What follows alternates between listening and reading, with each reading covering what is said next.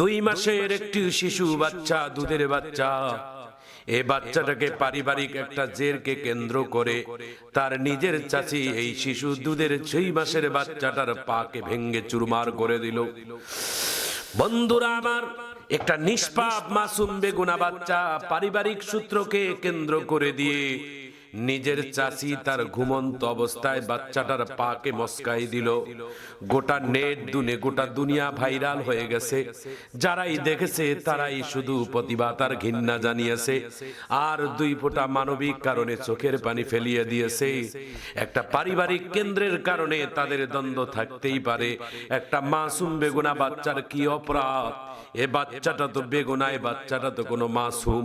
এ বাচ্চাটার পাকে ভেঙ্গে দেওয়া কি তার চাচি কি অন্যায় করেছে নাকি ঠিক করেছে? এটা বাতি জাতির কাছে আমরা স্পষ্ট জানিয়ে দিতে চাই। পারিবারিক সূত্রে জানা যায় এই বাচ্চাটা একটা 2 মাসের শিশু, একটি বাচ্চা। এই বাচ্চাটা জন্মের পর থেকেই অস্বাভাবিকভাবে কান্নাকাটি করে। মা তিনি সন্দেহ করেছে বাচ্চাটা আমি যখনই কোনো চোখের আড়াল হয়ে যাই, বাহিরে যাই, তখনই কান্নাকাটি করে কেন? মা গোপনেই মোবাইলের ভিডিওকে ধারণ করে তিনি পাশের গোসলখানায় গেছে গোসল করতে। আর ঠিক অমনি ভাবে যখনই দেখছে তার মা গোসলখানায় গেছে, পাশের রুম থেকে তার নিজের চাচি এসে ঘুমন্ত 2 মাসের শিশু বাচ্চাটাকে পাকে মুসরায় ভেঙ্গে চুরমার করে দিয়েছে।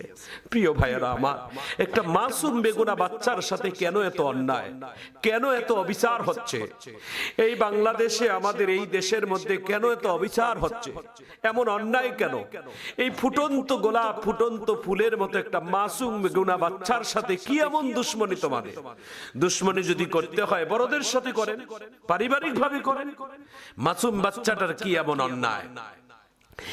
রাসূল করিম সাল্লাল্লাহু আলাইহি ওয়াসাল্লাম বলেন, যে সমস্ত নাবালেগ শিশুরা দুনিয়া থেকে মারা যায় সাবালক হওয়ার আগে, এই বাচ্চাগুলো মারা যাওয়ার সঙ্গে সঙ্গে তাদেরকে কবরে রাখার সঙ্গে সঙ্গে তাদের কোনো প্রশ্নের জবাব হয় না। আল্লাহ তাআলা তাকে অটোমেটিক জাতির পিতা ইব্রাহিমের কাছে আমানত রাখানো হয়। কিয়ামতের আগ পর্যন্ত সপ্তম আসমানে জাতির পিতা ইব্রাহিম হবেন ওই নাবালক শিশুগুলোর, বাচ্চাগুলোর বাবা মা। এদের সাথে খেলাধুলা করবেন আর আল্লাহর ফেরেশতারা তাদেরকে বিনোদন দিবেন। কিয়ামত যেই দিন আল্লাহ তাআলা কায়েম করবেন, 3 শ্রেণী মানুষকে আল্লাহ তাআলা বিনা হিসেবে জান্নাত দিবেন। 3 শ্রেণী বিনা হিসেবে জান্নাতের মধ্যে 1 নাম্বার হলো যারা সাবালক হওয়ার আগে নাবালেক অবস্থায় দুনিয়া থেকে মারা গেছে, অর্থাৎ ছোট্টবেলায় মারা গেছে। এদেরকে আল্লাহ তাআলা হিসাব নিবে না, বিনা হিসাবে আল্লাহ তাআলা জান্নাতে পাঠাবে এবং জান্নাতের খেদমতদার হিসাবে। এই বাচ্চাগুলোকে বলবেন, শৈশবকালে তোমরা দুনিয়া থেকে চলে আসছো, আল্লাহ আমি উঠাই নিয়ে আসছি, তোমরা জান্নাতে যাও, জান্নাতের বালাখানাদের জান্নাতীদের সাথে তোমরা একটু খেদমত করো। কিন্তু হাদিসে কুরসির ভিতরে পাওয়া যায় এই বাচ্চাগুলো, কোন বাচ্চারা জান্নাতের গেটের মধ্যে যায়, একটা পা জান্নাতের গেটে দিবে আর একটা পা জান্নাতের গেটের বাহিরে রাখবে। আল্লাহ তাআলা বলবেন, ওগো বান্দা, জান্নাতও ঢোকো না, জান্নাতের বাহিরেও আসো না, ব্যাপারটা কি বলো? জান্নাতি এই ছোট্ট বান্দাটা ডাক দিয়ে বলবেন, আল্লাহ শৈশবকালে বাবা মার কাছ থেকে বিদায় নিয়ে আসছেন, শৈশবকাল থেকে বাবা মার কোল থেকে উঠাই নিয়ে আসছেন, বাবা মার কোলের মধ্যে চরি নাই, একটু দয়া করে বাবা মার সাথে সাক্ষাৎ দাও, জীবনে একটা সাক্ষাৎ দিয়ে আমরা জান্নাতে যেতে চাই। কিয়ামতের ময়দানে আল্লাহ তাআলা তাদের বাবা মাদেরকে সামনে আনবে, বাবা মাদেরকে সামনে এনে ডেকে বলবে, এটা তোমাদের বাবা মা, একটু তোমরা দেখে তারপরে জান্নাতে যাও। দৌড় দিয়ে তার বাবার কোলে, মুখটা মলিন করে মায়ের কাছে যাবে, মায়ের কোলের মধ্যে চড়ে মুখটা মলিন করে আবার জান্নাতের গেটের দরজায় দাঁড়িয়ে থাকবে। আল্লাহ ডাক দিয়ে বলেন, বান্দা, তোমার বাবা মার কোলে চড়তে চেয়েছো, আমি সেটাও করলাম, এখন তোমরা কেন জান্নাতে যাও না? আল্লাহর বান্দা ডাক দিয়ে বলবেন, আল্লাহ, এটা আমার অরিজিনাল বাবা মা নয়, নকল বাবা মা। বলে কেন, কি বুঝলা? বলে আমার মায়ের নাকের সাথে নাক লাগাই আমি ঘেরান নিয়েছি, আমার মায়ের গন্ধ পাই নাই। আল্লাহ তাআলা কিয়ামতের ময়দানে অরিজিনাল পিতামাতাকে তাদের সামনে দাঁড় করিয়ে দিবে। পিতা মাতার কোলে, আব্বার কোলে যায় দৌড় দিবে, কিছুক্ষণ সময় চোখের পানি ফেলে কাঁদবে। মায়ের কোলের মধ্যে চড়ে আর নামবে না সন্তান।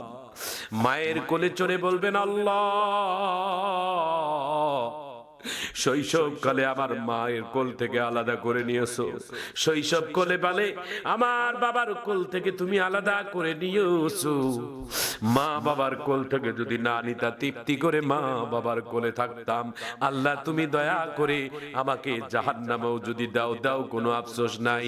আমার মা বাবা যেখানে থাকবে আমিও সেখানে থাকবো। আমার যদি, আপনার যদি ইচ্ছা হয় আমার মা বাবা জান্নাতে থাকবে, তাহলে একটু হুকুম দাও, আমার মা বাবাকে নিয়ে আমি একটু জান্নাতে যাই। আল্লাহ ডাক দিয়া বলবেন, ফেরেশতারে তোমরা দেখো, আমি আল্লাহ যাকে জান্নাতের হুকুম দেই তাকে আর কি জাহান্নামে দিতে পারি? যেহেতু আমি আল্লাহ এই বাচ্চাটাকে জান্নাতে যাওয়ার হুকুম করেছি, তার বাবা মার যেহেতু আমল ভালো না, যেহেতু এই বাচ্চাটা জান্নাতি, এই জান্নাতি বাচ্চাটাকে কোলে ধারণ করার কারণে, পেটে ধারণ করার কারণে তার গুনাহগার পিতা মাতাকে আজও জান্নাতের মসিলা বানিয়ে দিলাম। এই জন্য প্রিয় ভাইয়েরা আমার, শৈশবকালে যাদের বাবা মা মারা যায়, সন্তান মারা যায়, তাদের জন্য বেশি দুঃখ প্রকাশ করবেন না, শোক করবেন না, মাতম করবেন না। নবীর হাদিস, আল্লাহ রাসূল বলেছেন, যদি শৈশবকালে কারো সন্তান মারা যায়, তার জন্য যদি সুন্দর করে নামকরণ করে, আকিকা করে, এবং তাকে যদি আল্লাহর রাহে বিদায় দিয়ে সবর ধৈর্য ধারণ করে, আল্লাহ তাআলা ওই মাসুম বেগুনাহ বাচ্চাটার ওসিলা করে কিয়ামতের ময়দানে, মুসিবতের দিনে আল্লাহ তাআলা এই বাবা আমাকেও জান্নাত দিয়ে দিবেন। প্রিয় বন্ধুরা আমার, 7 শ্রেণীর মানুষ বিনা হিসেবে জান্নাত যাবে, 4 শ্রেণীর পিতামাতা বিনা হিসেবে জান্নাত যাবে।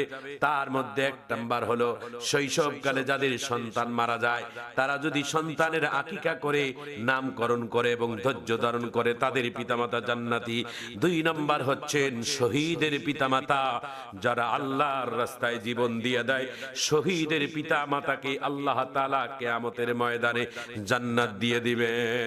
3 নাম্বার হচ্ছেন, যদি কোনো সন্তান বিকলাঙ্গ, অর্থাৎ যদি কোনো সন্তান যদি বিকলাঙ্গ হয়ে যায়, অর্থাৎ এই সন্তানটা একেবারে প্রতিবন্ধী, এমন প্রতিবন্ধী সন্তানকে লালন পালন করতে গিয়ে বাবা মার কত কষ্ট স্বীকার করা লাগে, ত্যাগ করা লাগে। নবী বলেন, আল্লাহ বলেন, একজন প্রতিবন্ধী সন্তানকে লালন পালন করতে গিয়ে বাবা মার যে কষ্টটা হয়, এই কষ্টটা যারা স্বীকার করে, কিয়ামতের ময়দানে ওই প্রতিবন্ধী সন্তানের পিতামাতাকেও আল্লাহ জান্নাত দিয়ে দিবেন। 4 নাম্বার হলো নেক সন্তানের পিতামাতা, কোরআনের হাফেজ, আলেম, উলামা, এমন নেক সন্তান। নবী করিম সাল্লাল্লাহু আলাইহি ওয়াসাল্লাম বলেন, ইযা মাতাল ইনসানু কাতা আনহু আমালুহু ইল্লা মিন সালাসাতিন, ইল্লা মিন সাদাকাতিন জারিয়াতিন আও ইলমিন ইউনতাফাউ বিহি আও ওয়ালাদিন সালিহিন ইয়াদউ লা।